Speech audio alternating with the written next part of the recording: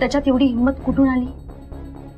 तर त्याच्याकडे power of अटर्नीचे papers आहेत, म्हणून त्याच्यात एवढी हिंमत आहे.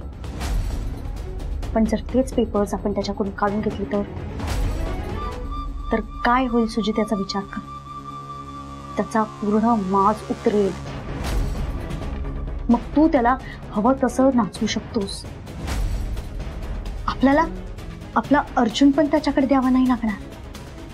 बिलीव्ह मी, बेस्ट प्लॅन आहे हा. हो सुजित, हाच बेस्ट उपाय आहे आपली लुझिंग पोझिशन विनिंग पोझिशन मध्ये बदलण्याचा. तुझा विश्वास आहे ना माझ्यावर? प्लॅन काय?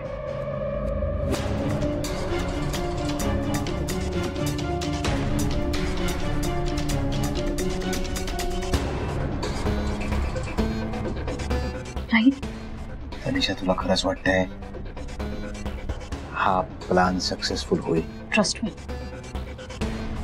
आपणच जिंकू. चल आता.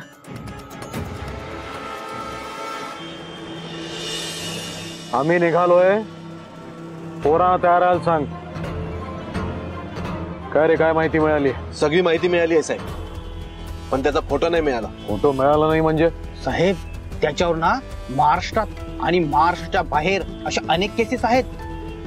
त्यामध्ये मर्डर, हाफ मर्डर, धमक्या देणे, खंडणी, किडनॅपिंग यासारखे केसेस आहेत. साहेब, त्याची पोहोच इतक्या वरपर्यंत आहे की तो 2 दिवसापेक्षा जास्त काळ जेलमध्ये राहत नाही. हो साहेब, हेच काम आहे त्याचं साहेब. लोकांच्या जमिनीवर कब्जा करायचा आणि त्या परस्पर विकून पैसे कमवायचे. मागच्याच आठवड्यात एका गँगस्टर सोबत त्याचा काहीतरी लफडा झाला. तोच गँगस्टर कर्नाटकच्या एका विहिरीमध्ये मेलेला सापडला. हो साहेब, एकदम उलट्या काळजाचा आहे साहेब तो. ज्याला नडेल त्याला हाणून हाणून मारतो. त्यांनी खूप लोकांना त्रास दिलाय.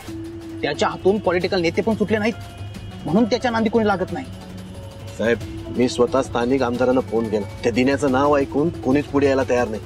घाबरलेत सगळे त्याला. त्या दिन्याला अडकवायला काहीच मार्ग सापडत नाहीये साहेब. पण कोण आहे हा दिन्या आणि ह्यानं अचानक माझ्याशी वैर का पत्करलं असेल? हा फक्त योगायोग आहे की ह्या मागे इतर काही कारण असेल? त्याच्या मनात नक्की काय सुरू आहे? याला शह कसा द्यायचा आता?